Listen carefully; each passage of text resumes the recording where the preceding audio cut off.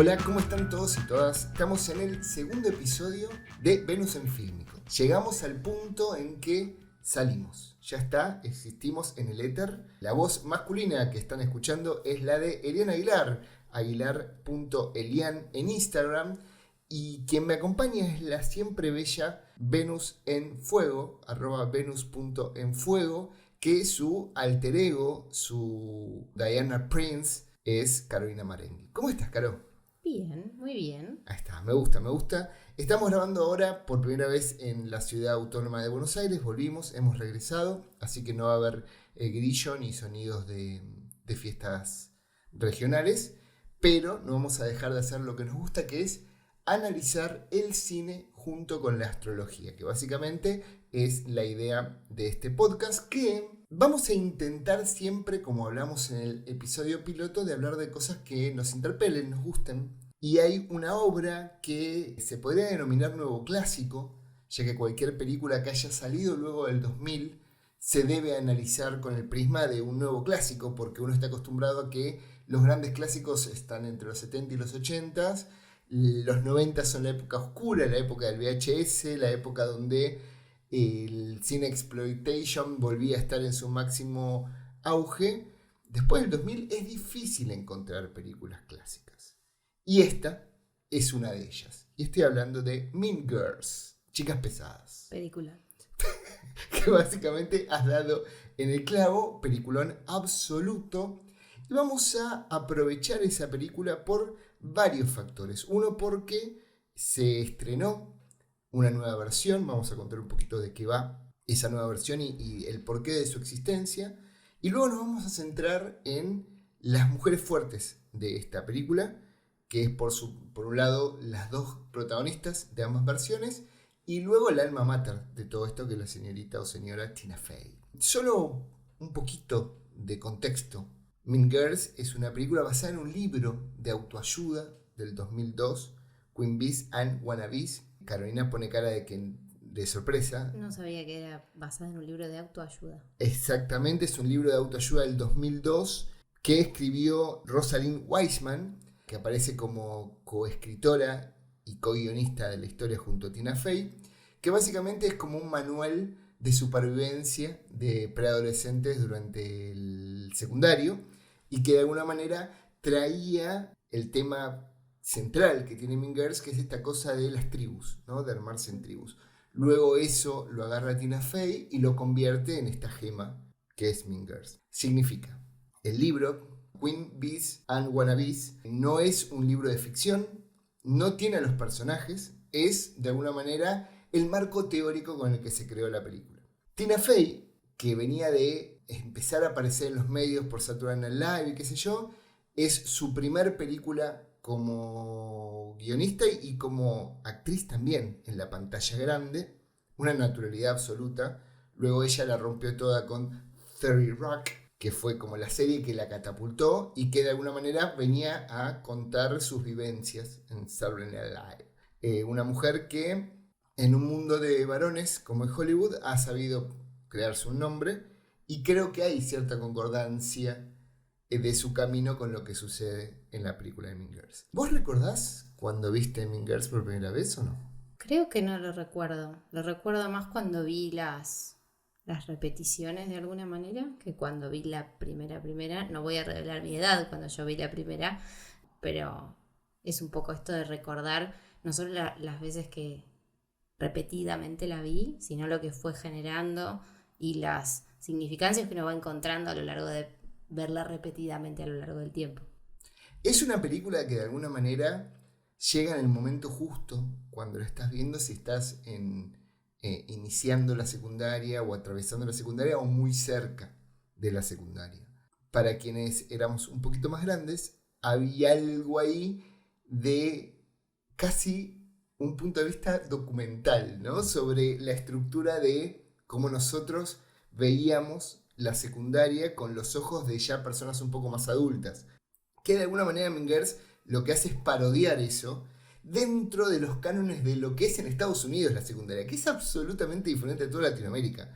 Digo, nosotros agarramos esos tropos y esas ideas sabemos lo que es una prom, sabemos lo que es el quarterback del equipo, sabemos que el estatus social más alto es el de la porrista, cosas que no existen en toda Latinoamérica. Pero que son absolutamente identificables de cualquier manera en una secundaria vamos a hablar de Argentina, que es lo que nosotros conocemos. Como que te traspasa completamente el arquetipo del quarterback si te lo llevas al pibe fachero del curso que jugaba al fútbol, capaz, pero tenía un poco que ver con eso. Digo. Sí, yo creo que hay una discusión más del orden de lo identitario y del problema argentino. Vamos a volver a poner el foco en eso, pero yo creo que tiene un espejo en Latinoamérica de imitar modelos por la batalla cultural perdida con Estados Unidos. Nosotros reconocemos la secundaria de Estados Unidos, pero las secundarias nuestras nos parecen falsas. Acá en Argentina, por ejemplo, si traemos a Cris Morena, su idea de secundaria en la televisión era más parecida a Estados Unidos que lo que verdaderamente pasaba en Argentina. Entonces digo, ahí hay un tema de una pérdida cultural fuerte. Pero bueno, Mean Girls básicamente cuenta la historia de Katie Heron, que vive en África con sus padres y que tiene que volver a Estados Unidos, un Estados Unidos que desconoce absolutamente porque ella se fue de muy chica, ella vivía con animales salvajes en la estepa africana y descubre una nueva estepa, que es la estepa de la prepa, La prepa. de la escuela secundaria, del college de Estados Unidos, donde las reglas de la selva se aplican dentro de todos los órdenes sociales. Y ahí conoce al grupo Apex Predator, como la parte más alta de ese triángulo alimenticio, que son las plásticas. Sí, perdón, pero antes de llegar a eso yo creo que conoce los vínculos entre seres humanos. Ella solo interactuaba con animales y de pronto se encuentra tiene que interactuar con personas. Como, ¿no? Digo, el momento de llegar a las plásticas me parece que es como el cumbre de lo que significa ser una chica y llegar a una secundaria donde tenés otras chicas en este rol de predadoras, pero antes que todo eso me parece que está el vínculo social, por sobre todo, que es lo que atraviesa la película completamente. Sí, yo creo que ahí lo de Tina Fey fue muy inteligente porque es un estudio sociológico. Por eso traje a colación el tema del libro de donde nace, porque de alguna manera es un estudio sociológico basado en un texto académico llevado a una ficción de manera inteligente y sobre todo muy graciosa. Y ahí conoce a la máxima autoridad de la escuela, que no es ni los profesores ni el rector, que son personajes importantes pero que no tienen relevancia, que es Regina George. Regina, que es la manera en que se dice reina en muchos países del mundo, incluso si no me equivoco en Italia, Regina es reina, que de alguna manera comienza con esta cosa medio de mendigo millonario, de esta cosa medio shakespeariana de la persona que se convierte, ¿no? De que pasa de un estrato social a otro por arte de magia y un juego de relaciones donde yo voy a tomarte para convertirte en alguien mejor y después regodearme de que yo te mejoré, ¿no? Que hay un juego ahí medio de poder.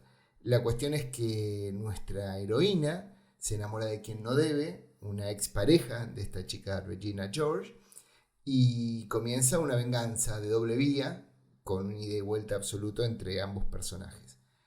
Acá vamos a spoilear todo porque vamos a ir recordando que se estrenó en 2004, ya tiene 20 años y pasaron muchas cosas en el medio. La película se volvió icónica, se volvió memeable, se volvió... las mejores frases, las frases más recordables a lo largo de los últimos 20 años salen de Mean Girls. Sí, estoy buscando eso, ¿viste? Es como, ¿cuál podría ser el fetch de todo esto? You go, Glen Coco, sí, una de esas, claro. Pero bueno, es como expresiones muy parecidas a lo que pasó con Los Simpsons. Digo, creo que la llegada, la penetración cultural que tuvo Mean Girls fue para mí del mismo calibre que Los Simpsons. Yo creo que hay toda una generación que Fetch is not gonna happen, que hoy es 3 de octubre o hoy tocaba usar rosa. No digo que va por ese lado. Entonces, vamos a contar que hoy, el episodio 2, está siendo acompañado por un gin, que yo voy a probar en este momento, porque es la primera vez, es un gin que vino directo desde Mendoza, y que me dijeron que estaba fuerte y no, en lo absoluto. Todos los episodios vamos a intentar acompañarlos con alguna bebida espirituosa. Ah, sí, estoy sintiendo ahí que está... Es un gin de pera. Es un gin de pera que lo preparaste con... Agua tónica. Agua tónica y hielo. Muy bien, muchas gracias. ¿Por dónde querés arrancar? ¿Querés hablarme un poco de Tina Fey? ¿Querés hablarme un poquito ya de los personajes? ¿O querés que te cuente un poco sobre las adaptaciones de esta obra? ¿Podemos arrancar hablando de Tina Fey? Dale. Desde lo que tiene que ver con su carta natal, Tina tiene un ascendente en Leo y yo creo que eso se puede ver en su rol en las dos películas. Digo, acá hacemos como un gran paréntesis, ¿no? Siempre que vamos a analizar una peli y a entender el actor o la actriz, su energía natal, vamos a decir que siempre hay algo del actor o la actriz de su propio código natal que se va a manifestar en ese personaje. Es decir, siempre vamos a poder encontrar cómo, por ejemplo, si esta persona está trabajando en ese papel o en ese personaje desde su ascendente, desde su sol, desde su luna, a veces desde su Venus, depende de qué tanto peso tenga tal vez este planeta en la persona. Pero siempre es algo que podemos ir a ver, y yo creo que acá, volviendo sí al ascendente Leo de Tina, es muy claro cómo ella tiene un rol protagónico desde el afuera, ¿no? Como desde el back, si se quiere, porque ella es quien está como tirando y hilando los hilos, no solo porque es productora Tina, como fuera del personaje, sino que su propio personaje de profesora está como constantemente siendo como si fuera una pared de contención de todo lo que va pasando a lo largo de las dos películas. Y en algún punto decimos que siempre, ¿no? Los ascendentes en Leo vienen... No traen naturalmente la conexión con estar en el centro de la escena, con estar debajo del spotlight, ¿no? Con tener algunos de los personajes 100% protagónicos que se llevan todos los diálogos. Decimos que tienen que hacer una construcción, tienen que obligarse como a salir, a mostrarse, a usar su voz, a usar o a buscar su propia identidad. Entonces Tina me parece que se ha construido desde la primera peli hasta esta última, más desde las afueras, pero siendo una figura súper sólida. Ella y su personaje, digo, porque de vuelta, siendo también productora, tiene un rol muy importante. Sí, ella, como les contábamos, inicia más o menos en principio del 2000, no sé si es ya el 99, en Saturday Night Live, que es la cantera de los, vamos a decir, capocómicos más conocidos de Estados Unidos. Es uno de los programas con más cantidad de años en la televisión y que ha sido esto, el semillero de grandes talentos. No vamos a nombrarlos todos, pero desde Steve Martin hasta Adam Sandler, Ben Stiller, bueno, cualquiera de las personas que se han hecho famosas, Will Ferrell, cualquiera de esas personas iniciaron en Saturday Night Live, y Mean Girls significó su primer guión propio en lo audiovisual y, como les decía, la primera presentación de ella por fuera de lo televisivo. Luego, su rol de productora lo agarra a partir de la secuela, porque hubo una secuela de Mean Girls. Hubo una secuela directo a video en 2011, donde solo, creo que quedó Tim Meadows, el que hace el señor Duvall, director de esa escuela. Es el único que repite porque fue directo a video la película, salió en la cadena NBC de Estados Unidos como una película directo a video. Pero ya ella ahí participaba de productora y luego toma el control absoluto cuando sale el musical. El musical de Mean Girls, que tiene su primera prueba en Washington DC en 2017, le va tan bien que entra en Broadway. Del 2018 al 2020, cuando la maldita pandemia da de baja todas las obras de teatro en Broadway y el mundo estaba esperando que esto regresara. Y como había sido rentable el negocio de esta obra de teatro, deciden darla de baja. Porque digo, hay un sistema en Broadway que es como, vamos a hacer funciones hasta recuperar la inversión y luego decidimos qué hacer. Yo tuve la fortuna de ir a ver la obra de teatro en Broadway y dije, hay algo ahí. Que haya logrado Tina Fey, que también está como guionista y productora de la obra de Broadway, logrado transmitir exactamente lo mismo a través de una obra enteramente musical, es doblemente meritorio, porque cualquier adaptación requiere conocer el nuevo dispositivo en el que vos vas a meterte. Yo creo que el gran problema de las adaptaciones, por ejemplo, del mundo de los cómics hoy, es que los que hacen películas basadas en cómics no conocen los cómics. Entonces, a la hora de no conocer una de las dos partes de los dos dispositivos, es muy difícil hacer una traslación que sea correcta. Porque vos tenés que conocer las reglas y el verosímil y la potencialidad de cada uno para el otro. O puede ser viceversa. Puede haber un tipo que sea muy fanático de los cómics y que no sabe cómo llevar eso a un lenguaje audiovisual dentro de una estructura de una película, que es absolutamente diferente a tener una serie mensual de cómics durante un año para una sola historia. Entonces, doblemente me alegró el hecho de que salí, que la fui a ver aparte un 4 de octubre, pues no había entradas obviamente para el 3 de octubre, y decir, esto funciona un montón, ¿cómo me gustaría verlo en cine? Obviamente pasó, porque Paramount dijo, esto lo tenemos que seguir convirtiendo en dinero, y hacer una nueva versión 20 años después, que se estrenó a principios del 2024, de la adaptación de la obra de teatro, que fue una adaptación de una película, que fue una adaptación de un libro, nuevamente en película. En todo ese proceso, la figura de Tina Fey fue creciendo con todo ese desarrollo. Y yo creo que viendo la nueva película se ve mucho la mano de Tina Fey ahí. Primero porque es un vampiro, no puede ser, está igual físicamente, o sea que algo ahí pasó, digo, tomará sangre. No, es taurina. Es taurina, los taurinos tienen un tema de piel No sabía. bastante por lo general importante.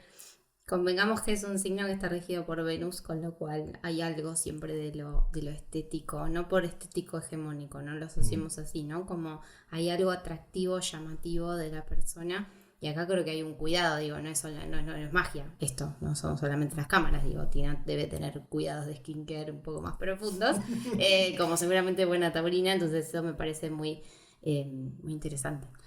No, y que ha sabido mantener también el humor. Bueno, ese es un segundo punto que iba a traer también porque como este arco que va haciendo Tina a lo largo de su vida personal, ¿no? Saliéndonos del personaje. Yo te nombraba al principio su ascendente en Leo y esto de trabajar más de la sombra para poder irse encontrando a ella, que creo que es un poco el camino que hace, pero este sol que te digo que está en Tauro está prácticamente ubicado en lo que es la entrada de Casa 11. Casa 11 tiene que ver con los grupos, entonces acá entre lo que significa Leo, lo que significa la Casa 11, tenemos un hago desde mi individual para impactar en el colectivo. Yo no hago porque yo, como esa figura medio típica que ubicamos dentro de lo leonino siempre, ¿no? De que hay algo del ego que rompe y que quiere salir. Yo no estoy de acuerdo. Sino, y bueno, es leonino, ¿qué va a hacer? Sino que hay algo del impacto de querer, de lo que quiero generar en otros, ¿no? En grupos. Esto de las tribus, digo, que Minger, tribu es la segunda palabra que uno menciona cuando se refiere a la película. Y finalmente esto del humor que decís, hay una luna que tiene pegada a Júpiter, y Júpiter es quien nos trae el humor, el optimismo, esto del chiste corto pero que va como súper incisivo en algún punto y digo, me parece que todas sus películas están cruzadas por el humor. Ella es muy graciosa, es como muy ocurrente generalmente en sus personajes sin tener que ser exagerada, ¿no? Como que hay algo en su cara, y acá vuelvo, ella es un sol en Tauro, no hay algo de la gesticulación que va a ser exagerado, porque si no eso sería más un sol en Sagitario o un sol en Fuego, por ejemplo, y hay algo mucho más sutil que aparece desde lo lunar, que lo lunar es algo más inconsciente, más emocional, que aparece como en el momento justo. Eso iba a decir, un tema de timing. Claro, pero es como, no te tengo que hacer descostillar de la risa, es darte la frase justa para que te puedas reír y como lograr este impacto. En la última vez que nosotros la vimos en cine, digo nosotros quienes estamos hablando aquí, Irán Aguilar y Caro Marenghi, el musical. No fue antes a Haunting in Venice, la película basada en Poirot, en Hércules Poirot. Película de Tina. De Tina, sí. Donde se da, esto es impresionante para quienes están escuchando, porque nosotros hacemos como dos trabajos separados. Caro se encarga de buscar la información astrológica de las personas involucradas, yo cine, porque es lo que me gusta, y yo me sorprendo porque lo que ella cuenta tiene total sentido. En esa película ella es un personaje más dentro de una cantidad enorme de actores y actrices, porque esas películas, las 3 películas de Agatha Christie, las últimas 3 adaptaciones de Agatha Christie, son como un Star System en sí mismo. Ella realza todo con su presencia, que es mínima, que es súper graciosa, pero no busca ser graciosa, sino que la ocurrencia y el timing en los diálogos. Sí, y ni busca ser el centro tampoco ella en ningún eso momento. iba a decir, no por busca, eso. no es exagerada en nada. Digo, es físicamente discreta ella. Es flaquita, es chiquitita, no tiene ningún rasgo que digas, tiene una nariz, un pelo, una boca súper recordables. No, es una cara que podrías cruzarte en el colectivo haciendo la cara de Tina Fey en algún punto. Y recontra hay algo ahí de este ascendente, que a mí me parece fascinante cuando traemos una energía y la queremos ver desde sol, desde luna, desde ascendentes, cómo va cambiando. De vuelta, lo leonino siempre lo asociamos a una fanfarria, a algo que es recontra ruidoso, recontra llamativo, que está buscando como yo, acá estoy. Y acá tenemos un ascendente en Leo, de vuelta. Pero la diferencia está en que es su trabajo de vida poder construir esa identidad, recordando de ella como cuál es su herramienta, que claramente tiene que ver con esto, tiene que ver con estar como un poco más corrida, si se quiere, ¿no? De ese centro. Y también algo súper leonino que se termina descartando por lo general de las descripciones, que es lo leonino, no brilla para uno, brilla para hacer brillar al resto. Y ahí me parece que ella recontra logra siempre eso, especialmente en estos roles más de producción. Totalmente. Vamos a meternos en Mean Girls, la original, la de 2004, dirigida por Mark Waters, que venía a hacer justo el año anterior Freaky Friday. Peliculón 2. Con De Lindsay. mis películas favoritas de la adolescencia, estamos hablando de la de Lindsay Lohan, por supuesto, Exactamente. ¿no? Sí, por favor, y Jamie Lee Curtis. La producción de Mean Girls fue muy difícil. ¿Pero por qué fue muy difícil? Porque todo estaba hecho para que sea una película para mayores de 18. Y tuvieron que cortar muchísimas cosas para hacerla para mayores de 13 años. Claro. Yo creo, poniéndome en la piel de un productor, que fue una jugada inteligente, porque si hubieran salido apostando a un público simplemente mayor de 18 años, la película no podría haber sido tan popular, porque hubiera coartado un poco su público objetivo. Ahora, muchos si después quieren, busquen un poco de información sobre los chistes que en la película se notan como con un doble sentido, como si iban al pasto en la versión original. Encuentren algunas escenas descartadas que tienen una cosa mucho más oscurita y sexualizada al mango. Las actrices no son adolescentes. Incluso recordemos que, a ver, si agarramos a Katie, se supone que tiene la misma edad que Regina. Bueno, la cuestión es que Rachel McAdams, la persona que hace de Regina, tenía 8 años más que Lindsay Lohan. Y tenía 5 o 6 años menos que Amy Poehler, que era su madre. Claro. O sea, ¿Y Lindsay Lohan cuántos años tenía cuando hizo el papel de Katie? Y 20 y pico. 20 Bastante largos. por arriba de la línea de la adolescencia. De esta adolescencia, aparte. Pues esta no es adolescencia previo a ir a la facultad. Esto, No, claro. Pero yo creo que ahí, y esto es una discusión que tuvimos cuando salimos de ver la nueva versión en el cine, creo que Tina Fey logra, dentro de ese lugar común, resaltar ciertas cuestiones que hoy están bastante más normalizadas en términos de lo feminista o no, de manera inteligente y graciosa, logrando romper ciertos lugares comunes del cine. Vos me dirás, bueno, algunas cosas creo que son discutibles y que son, vamos a decir, no censurables, pero si no lo hubiese escrito una mujer, podríamos tener otro tipo de conversación. Creo que es muy difícil también, toca todos temas demasiado sensibles, con lo cual si hubiera escenas o hubiera temas que se hubieran trabajado de otra manera, creo que también se lo hubiera criticado por ser demasiado tibia o por justamente haber recortado escenas tal vez tan icónicas que todavía pesan mucho, porque la verdad es que la original, la de Regina con Rachel McAdams y Lindsay Lohan, es la que más pesa en nuestro recuerdo. Sí, que también fue la primera película de Amanda Seyfried. También. Que había, te lo había contado fuera del aire, había en realidad hecho el casting para ser de Katie, mientras que Lindsay Lohan había hecho el cast para ser Regina. Los productores entendían que el personaje de Regina tenía que tener una capacidad de maldad muy alta, el de Katie debía jugar los dos juegos. Amanda de alguna manera era demasiado angelical para jugar ese juego, y Lindsay Lohan es Lindsay Lohan. Digo, había hecho Freaky Friday, la había roto toda. Digo, fue un movimiento muy inteligente de los productores, lograron que llegue a eso. Y no me quiero olvidar, que siempre me olvido el nombre, Lacey Chabert, que hace de Gretchen, que... Pobre Gretchen, nadie se acuerda de su nombre. Y como el personaje, que creo que de la nueva versión, junto con Regina, después vamos a hablar, es de las que peor queda parada en su... Si ponemos ambas películas a comparar. Digo que la actriz que hace de la nueva Gretchen me parece que es superior a ella, pero bueno, lo hablaremos cuando lleguemos a eso. ¿Qué me puedes contar de la señora Lindsay Lohan?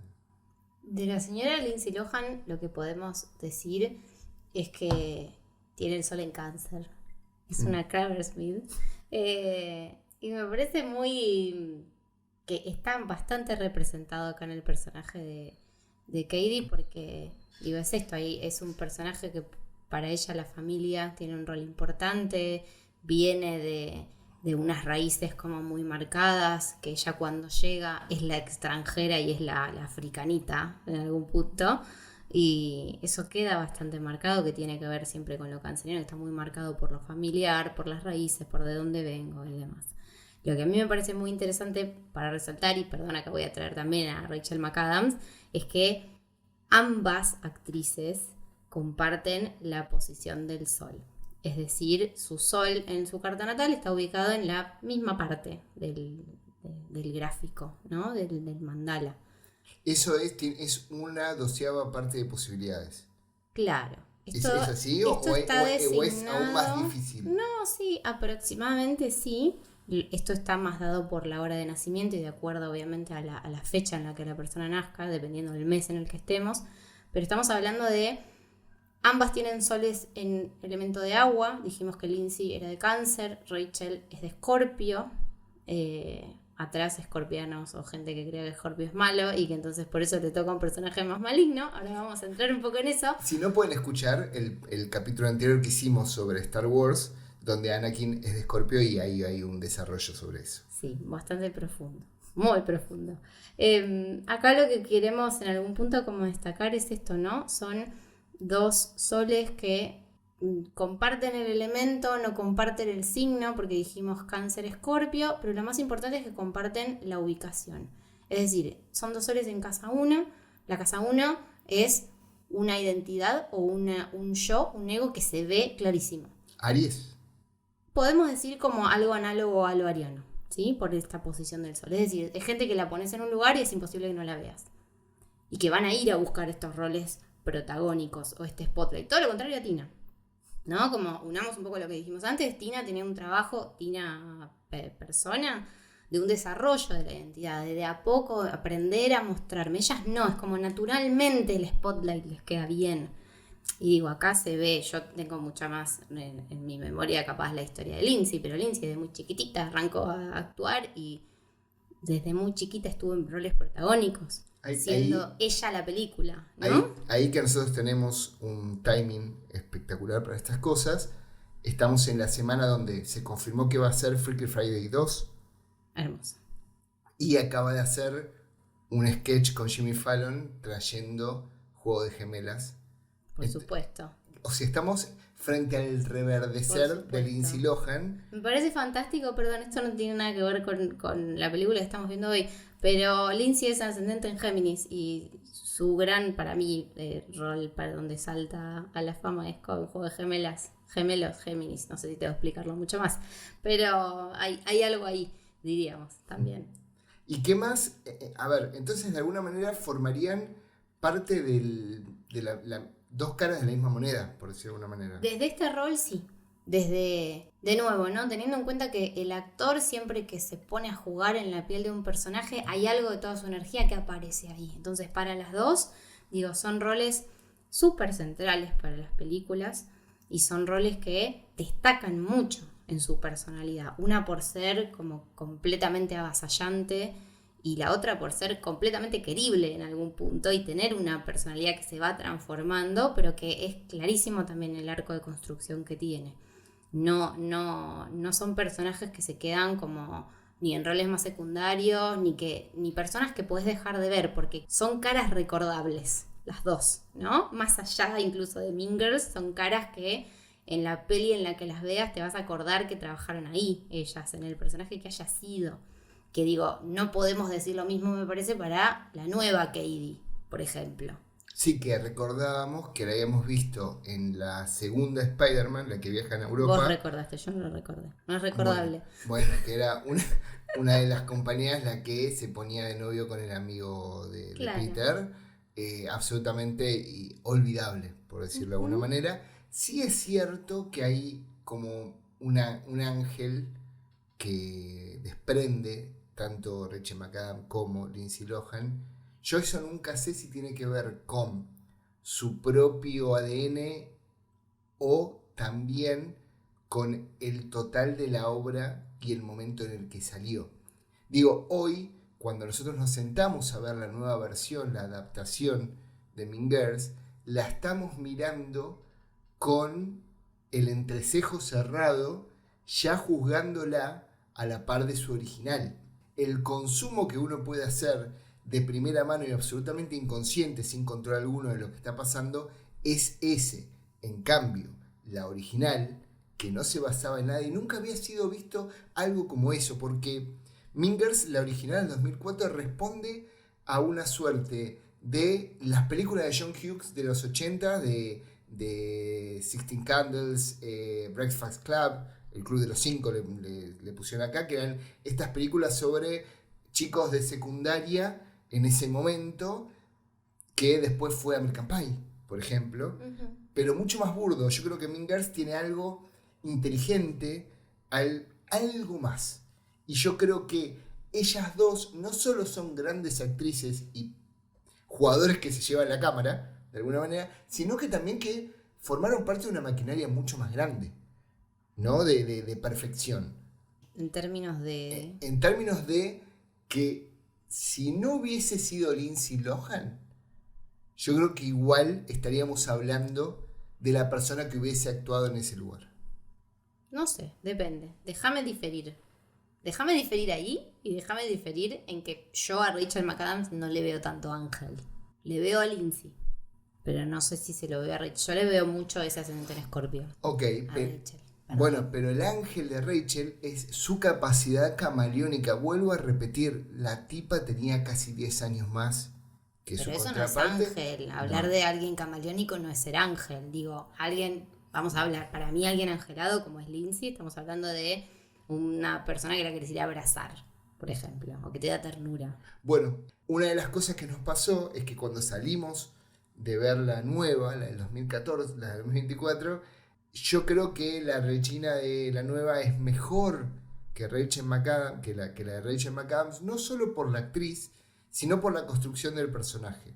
Yo creo que el trasfondo que tiene el personaje de Katie se potencia por lo angelical de Lindsay Lohan.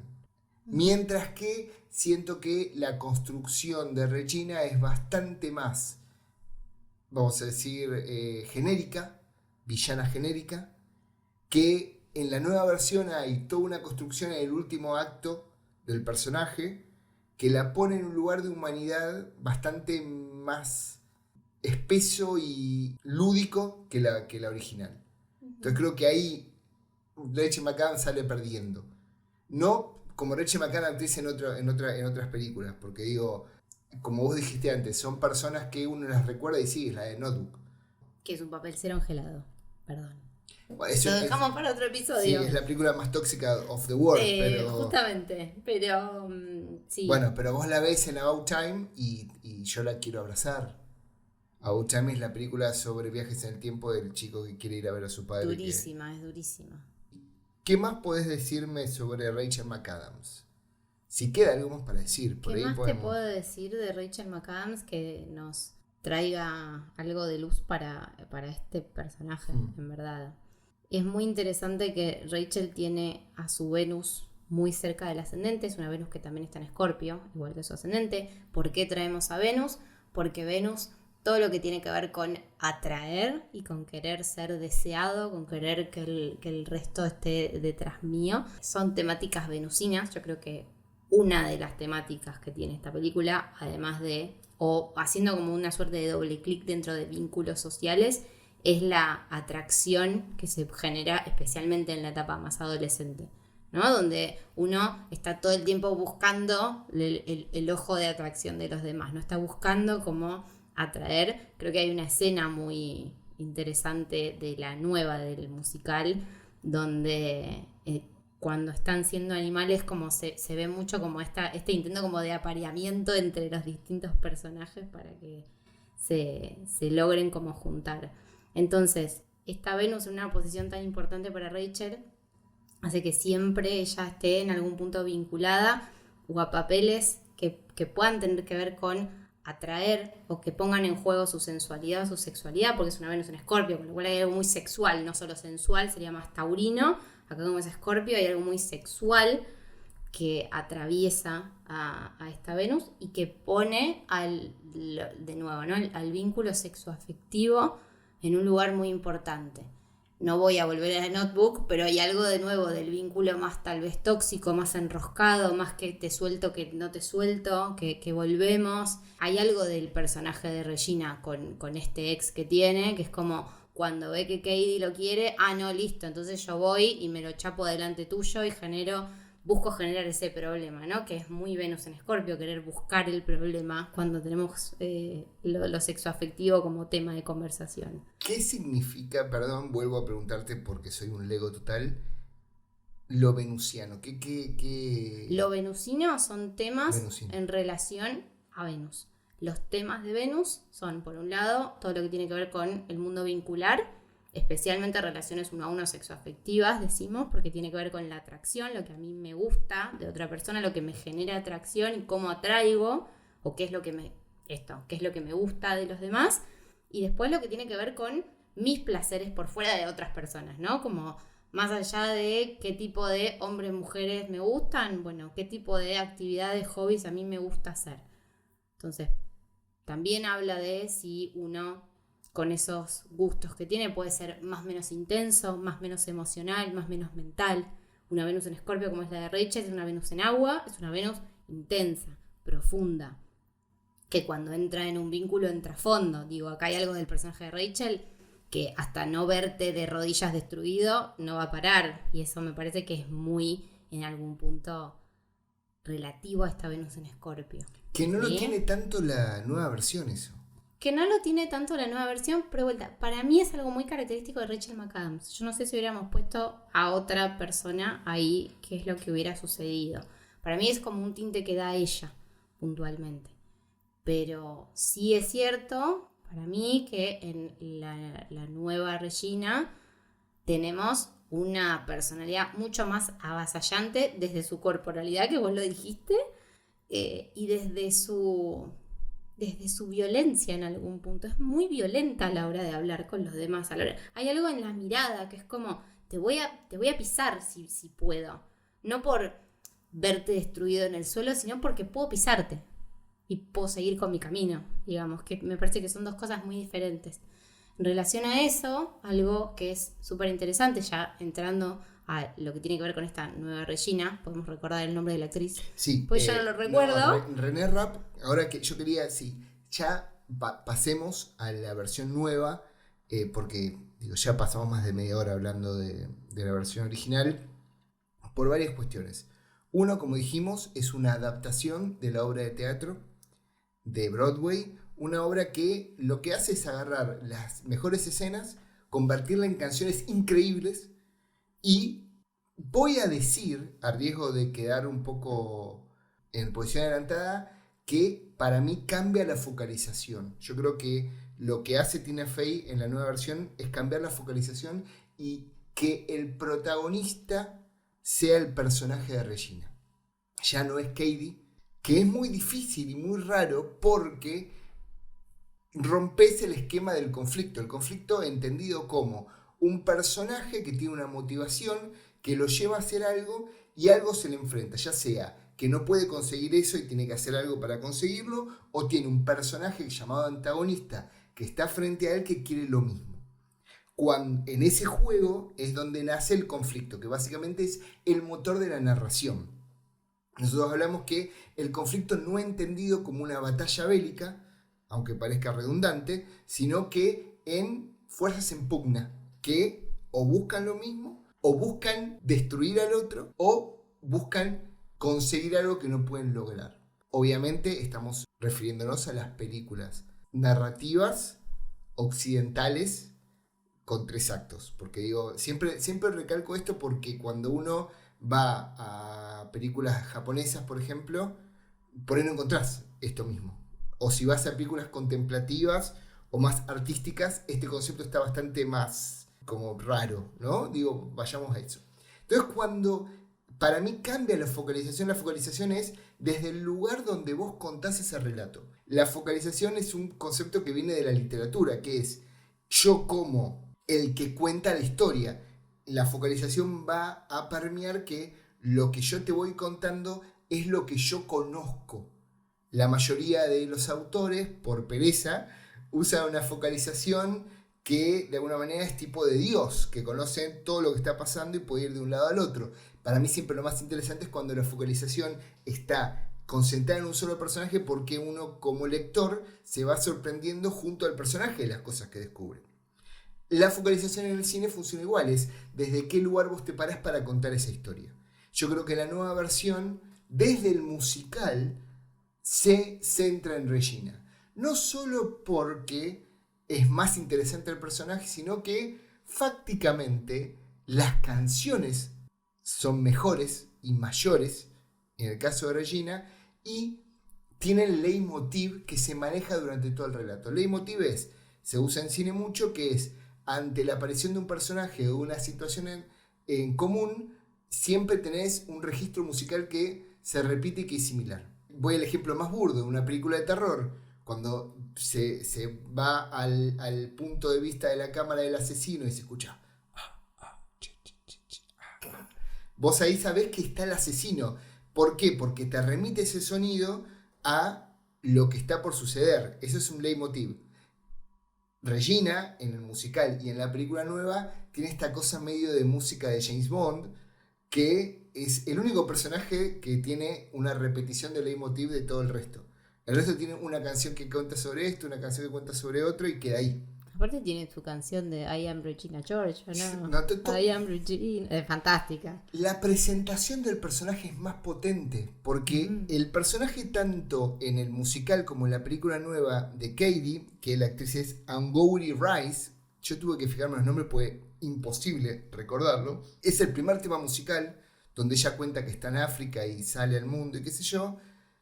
No sé si porque uno está frío todavía y porque no logró entrar, porque es lo primero que escuchás, porque no hay nada en el medio, no tiene la potencia que tiene la presentación de Regina.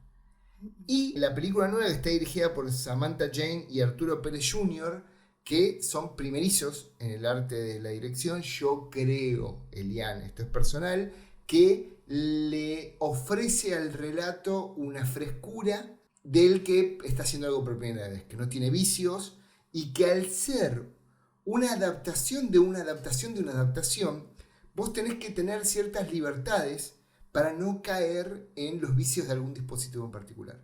Porque la película es lo bastante musical y teatral como para entender que se remite al musical de Broadway, pero lo suficientemente cinematográfica para no ser Dear Evan Hansen, que no la vamos a hablar nunca porque yo me quiero morir. Gran decepción. Una de las peores decepciones de mi vida, que, a ver, no lo contamos esto, yo soy medio enfermo de los musicales, vos también. Yo también. Y he ido a Broadway varias veces a ver musicales porque me gustan, y uno se lleva a esas cosas. Bueno, el personaje de René Rapp, que ya era Regina en la obra de Broadway. Ella estuvo del 2018 al 2020. 2019 al 2020. Yo no la vi a ella, yo vi a la chica que estaba antes.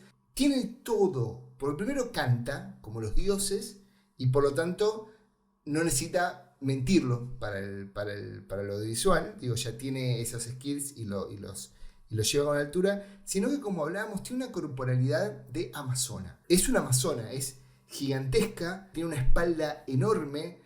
Corporalmente es rara porque se escapa un poco de los estereotipos de belleza hegemónica yankee.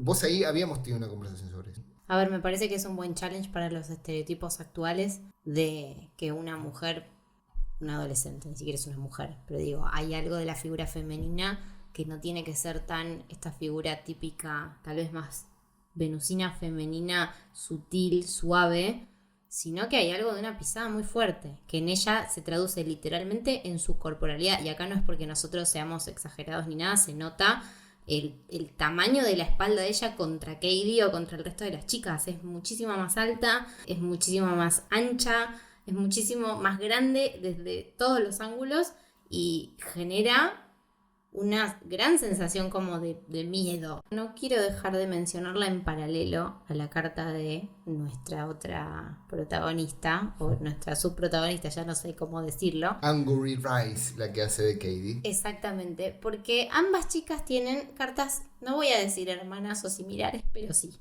O sea, lo mismo que pasa en el caso del original.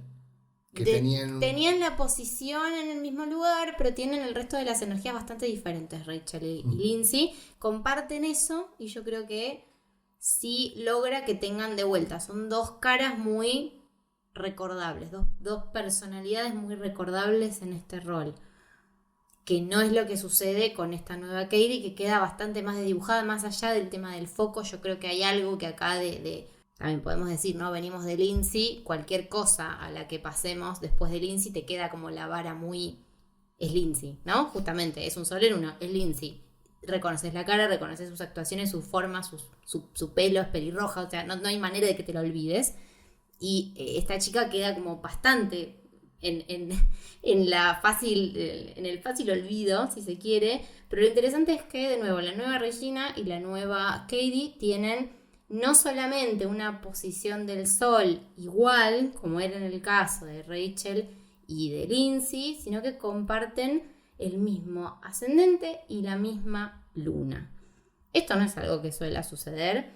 Son chicas que tienen prácticamente la misma edad, se llevan un año de diferencia, pero no suele suceder de nuevo, ¿no? Que coincidamos en sol, en luna, en ascendente es un montón. Y acá algo que está buenísimo, me parece, como traer es qué pasa cuando ponemos a jugar en el mismo espacio a dos personas que tienen el mismo código energético, ¿no? Porque digo, los dos o las dos nos vamos a querer manifestar desde los mismos lugares, conocemos las mismas energías. Se autofagocitan.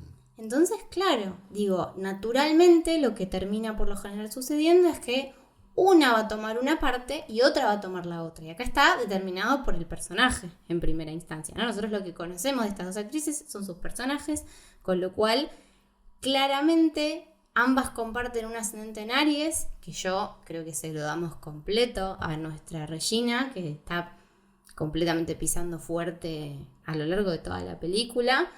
Vemos de nuevo un sol en 10, en casa 10 y en Capricornio, que son soles mega ambiciosos, que yo creo que eso es algo que podemos a su manera resaltar en los dos personajes, pero si hay algo que el personaje de Katie, o esta chica que me cuesta mucho recordar su nombre, se termina quedando, que es una luna en Piscis, que es esta parte más suave, más sutil, más angelical. Angourie. Es imposible que yo recuerde eso.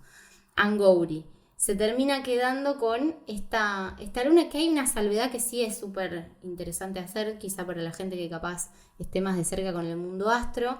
Ambas comparten una luna en Piscis, pero quien hace de Regina tiene esta luna en Piscis pegada a Marte. ¿Esto qué significa?